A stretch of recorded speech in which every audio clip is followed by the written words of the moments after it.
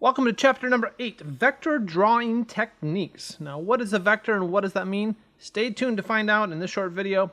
So first, what is a vector? Well, a couple graphics I pulled up from the internet. A raster and vector, those are the two broad forms of a file type. Raster is pixel-based, and it is finite. You can only get it so big without starting to lose quality. As you can see here in the edge, it looks pretty poor as the jaggedness is coming on with the V and the S because it's blown up. It was much smaller and blown up to be a larger size. We start to have that loss in quality, a lower resolution, or called pixelating. A number of different files that we use a pixel-based. A vector-based has basically a mathematical formula, an algorithm, to create your art. And it could be in Photoshop, a shape, it could be a path, a font, if it has not been created into a raster, by default is a vector shape, and it will have nice crisp edges. You could actually literally print it the size of Texas if you had enough paper and ink, and it would look this crisp and sharp, where of course your raster version will look horrible, much bigger than probably in this example, a postage stamp. So it makes a big difference in terms of vectors and how they look. In terms of graphics, they may look identical, basically, at a small size, at their 100% drawn presentation, if you're looking at a raster image. But when you zoom in on that image, that's where the quality starts to deteriorate. You can see if you blow it up many, many times, it has some jaggedness to it and some edginess to it. It's losing that quality. It's pixelating, where a vector image, you can blow it up at a larger size. So let's go ahead and look at the chapter and start with the chapter on paths. Now, what is a path and why are we talking about vectors? And this is a Photoshop class. Well, Photoshop, I would say, is not strictly a vector program. Adobe Illustrator is a great program for learning to use and to handle vectors, creating interesting vector art. But with Photoshop, we do use paths, we do use shapes that are going to be using a vector outline. Think of it as a path. In Photoshop, we're going to call it as a path. And there's many different tools to come out with those options. We have the pen tool, about 2/3 of the way down here on your toolbar.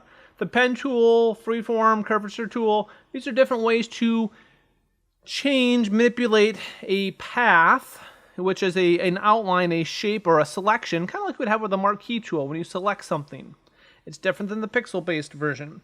We can also create shapes, and we'll get into shapes in Photoshop. There's custom shapes and rectangles and circular elliptical tools, and we'll get into that later in this chapter, which are vector shapes. They're closed paths. Everything is completed. Where with a pen tool, we can actually go ahead and have a path that's open, has a point A and a point B, but it never connects and closes together.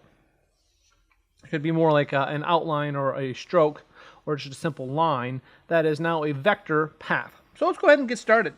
Your files will be here in Bridge. You'll have your start file for the practice, and the end file, we're going to just trace around these lines.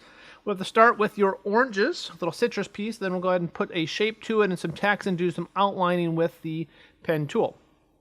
Now, the pen tool isn't just to Photoshop. It's useful in Illustrator and InDesign, even Premiere and After Effects will use the pen tool. So using the pen tool is something that is very much cross-platform in their different software. Go ahead and choose the pen tool, and click from A, and click to B. Now, it wasn't actually dragging, clicking and dragging. That created a straight line because a click and a click. I will say the pen tool is not always the easiest to learn. Some people really love it. Some people really hate it. And I don't know if there's really much in between. But I think it can be very powerful in getting a precise selection with what we're doing. Now, the book wants us to go ahead and get the pen tool. Select my pen tool. And in the options bar, we're going to go ahead and choose the following. We're going to change it from a path to a shape.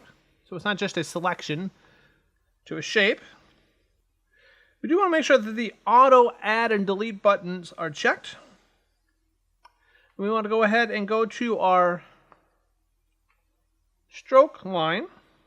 Now, it may say no color. It might have some option, but we want to go ahead and choose a green color from the stroke menu. I've got my green color selected for the stroke. I'm going to go ahead and make it a 4.4 pixel stroke.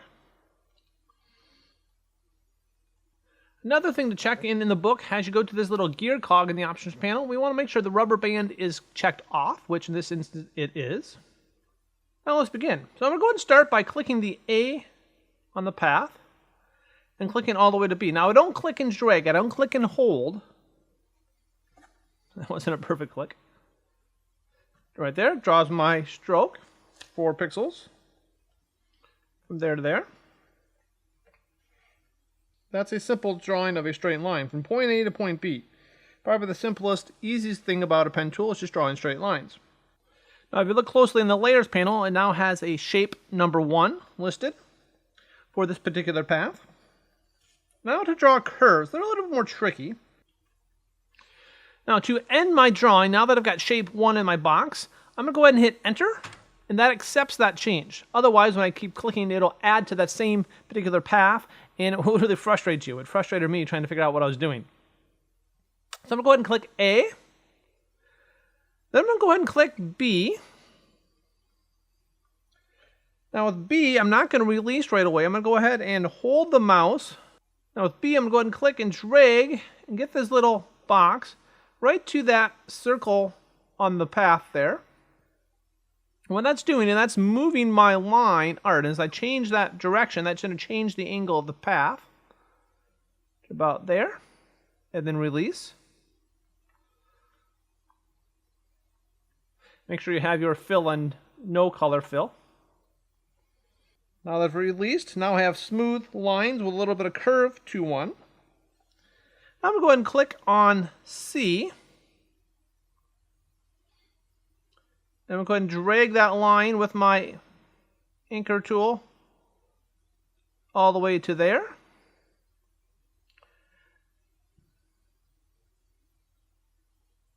Using that segment, it's going to create a nice smooth anchor, and I'm going to go ahead and click D.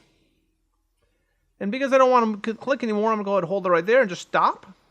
Now that's created a pretty good curve over the edge. Now remember, hit enter to accept that change. Now I have shape number 2 set up here. Now I'm going to go ahead and use the same thing for the S curve. Here of this little more S curve device. We're going to go ahead and click A once. Then we're going to go ahead and click B. Remember, click and hold and drag your segment point to that circle. And you can do it in any particular fashion to see the curve. About there. I'm going to go ahead and zoom in a little bit so I can see it bigger on the screen. I'm going to go ahead and click C and drag a little bit with my anchor path there. Now as you change this segment point, it will then change the direction of the next line as well. So what you do here does make a difference for the next click. Right to there. Click D, drag again. Click E, drag again to the circle. Click F, drag all the way to there. And then click G, and then enter to accept. But for some reason, I don't know why, I misshaped my pen tool. Didn't actually go to 4 pixels. I'm not sure why, but it changed back from being 4 colors in a green color. I'm not sure why. So I'm going to go ahead and make it a green color. There. Once I've got my, if I want to change my shapes, like shapes number 2 and number 1, go ahead and click shape number 2. Same thing, I'm going to go ahead and give it a 4 pixel size. And I'm going to change it to green. So I can change it after the fact, which is the beauty of it. Click shape number 1, make it green, and that changes it as well. Now let's do a more complex shape. Now this is where the pen tool shines in terms of the beauty as you get good at using the pen tool. But I'll go ahead and bring up my pen tool, have a new shape selected. I click A, click B. Now I'm just drawing nice straight lines, so I just got to click, no dragging. D, to E, now to F. Now remember, I got to drag to get that curl to it, the curve to the line, about like there. Click G, there. And for some reason, my fill turned back on. I'm going to go ahead and turn my fill off so I don't have to see it. Click H, and then click A. So it's just drawing those straight lines. And because on the last point, notice I hover over my first point at A, it gets that little circle next to the pen tool. That means when I click it, it's going to actually close this entire path. It's going to connect all the dots, make it a complete shape. So now it is closed from path to path. Now closing a path will automatically end the drawing. So you don't necessarily have to hit enter because now it's closed. It quits drawing that particular shape. It gives it to me as here, shape number 4. I'm going to go ahead and save our changes. Now we're going to go to a little more complex method. That's creating the citrus, the oranges here. I'm tracing it from a photograph. Now, the book's already outlined the path, which is nice. It makes it a lot easier than trying to click and drag and experiment on your own. I'm going to go ahead and save this as File, Save as Working. .psd. Now let's go ahead and work with this working file. I'm going to go ahead and show you I have a separate layer. I can actually turn the guides on and off so I can see the photo with or without those guides, which is helpful. Go to my pen tool. Make sure I'm on a path setting instead of the shape setting now. With pen tool selected, I'm going to go ahead and click the A. Click B and then drag to the circle. Click C, drag to the circle. Click D, drag to the circle. Click E, drag to the circle. Click F, drag to the circle. Click G. Click H, drag to the circle. Click I, drag to the itty bitty little circle. Click J. Click K.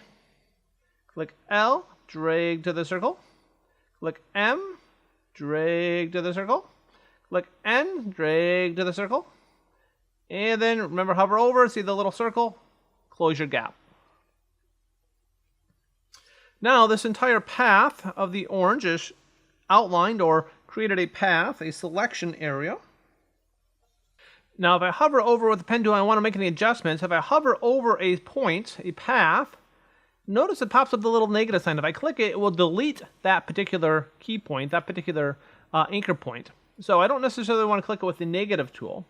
If I hold Alt, it will give me a little triangle option when I hover over that point that I can then click and drag the segment points. That does some interesting things. And then once it's selected, I can go ahead and I can change the anchor points here.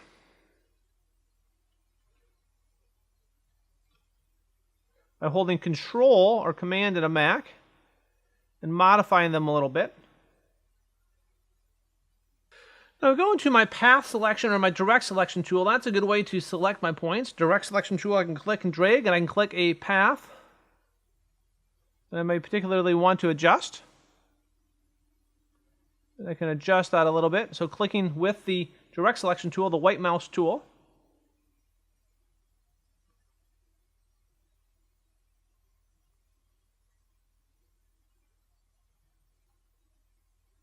And adjust each one a little bit more if I need to make adjustments.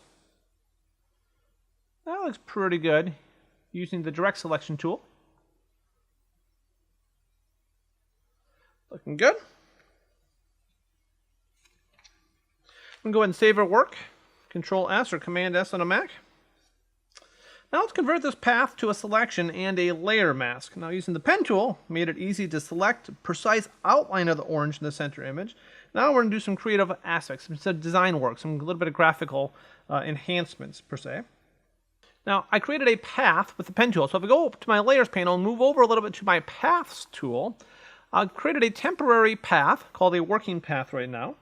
Go ahead and look at my paths tool. I can see my working path. Here's a temporary selection. I'm going to go ahead and click it. I'm going to go ahead and double click my work path. It'll pop up a path and I can give it a name. The book instructs to call it Lemon. I hit OK.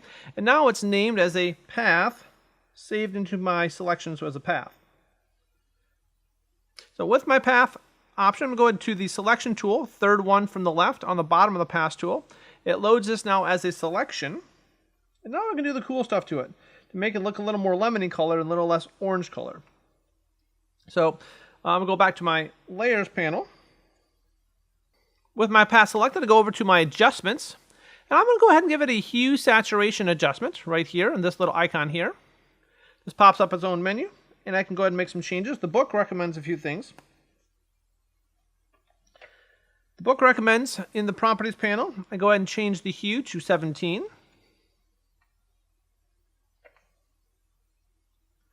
Notice this is now much more yellow. Now I could change it in many different directions. I can make it look very, uneditable, something you should not eat by any stretch of the imagination.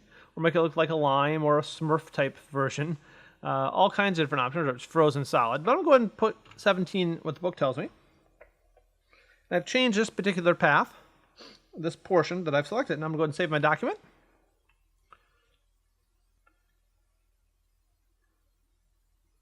Now if we go to my layers panel, notice we have the adjustment layer now. We have the path guide, which I can turn that off for now. Now I'm going to go into rulers. We used them a chapter or two ago. We go to view, make sure the rulers are on, which they are. We can tell that here on the top and the bottom side. Now if I right click on them, or control click for a Mac, I can change the setting to any particular preview option. We're going to use inches because we're dealing with a postcard. Now in the layers panel, make sure I have the hue adjustment saturation layer on. So the layer I'm about to create will now go on top of that, not below it. Now I'm going to go to the text layer, horizontal text, in the options bar. I'm going to go ahead and choose a bold or a very heavy typeface from the font family. We're using Arial bold. You can choose another one if you particularly like. We're going to go ahead and make it 55 points.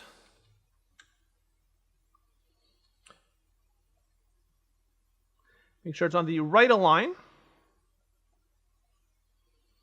And we'll choose the graphical color to white. It may not be white in any instance. It might be white by default, depending on what your software has been set up. If you've not reset your settings, choose white color. Now we're going to go ahead and drag a horizontal text to create a text layer at the bottom of the canvas, about a half an inch away from the sides and the bottom. Click and drag my box.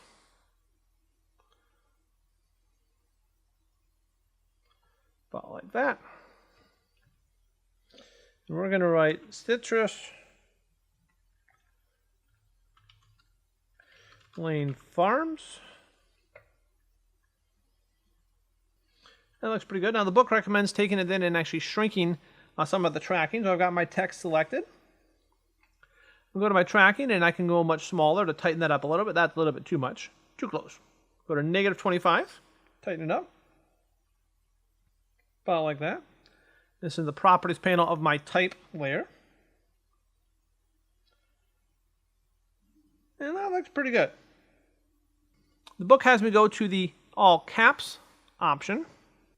I'm going to do the all caps option. I might have to scroll down to my type options.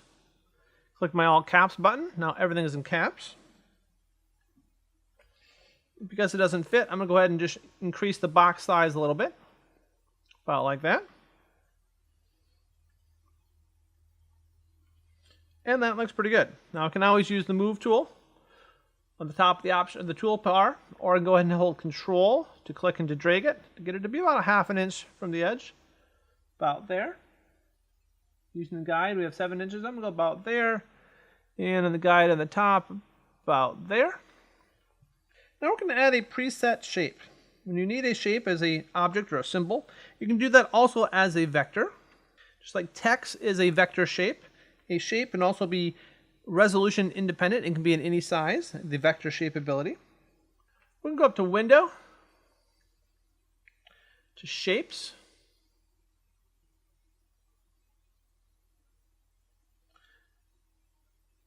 We're going to go to the Flowers section. It pops up here in the menu. Shapes. We're going to go to Flowers. Open up the flowers. You see many different flowers. These are already pre-built into Photoshop. Let's drag the last preset, this interesting shape 42. Click that one.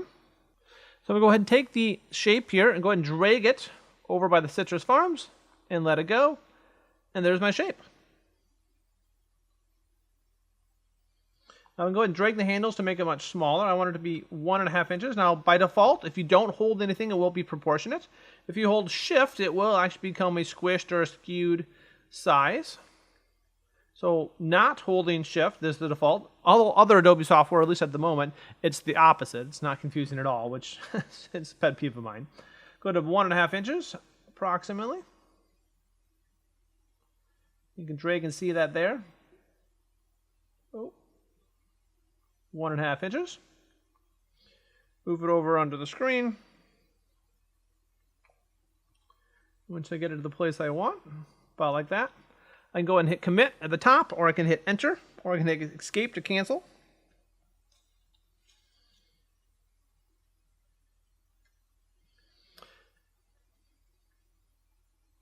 Now you can see it's created a shape 42 path here.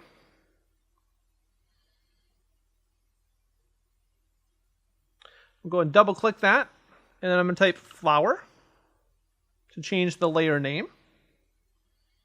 It doesn't really matter, not necessarily for the end product, but it will help you to be more organized. The more and more layers you put into a file, the more complex it gets, and it just makes your life a lot easier trying to manage all the different layers your files will start to have. Now we're going to go ahead and select any other shape tool. It could be the rectangle tool or any particular shape. I'm going to go ahead and choose the rectangle tool. I'm in the custom shape, go to the rectangle tool. Now the option bar will pop up at the top. So now that I changed to a different shape, my flower shape is selected. I'm going to go into my fill color in the options bar, click it, and I'm going to go ahead and make it a yellow color. I'm going to go ahead and name it a yellow color under the RGB selection there. And now I have a yellow flower. I'm going to go to my stroke, and I'm going to choose the little line through for no color, so there's no stroke. And then hit enter to accept my changes. Now, if it's still selected, you can hit Control D or Command D or go to select and deselect, but it was already deselected in my setup. And there you have it, Citrus Lane Farms with your flower, creating a vector shape, vector text, and using some pen tool to create an outline on our citrus fruit. Thanks for watching. Better picks in just a few clicks. I hope you enjoyed this video. Don't forget to subscribe and hit that like button to see more videos just like this one.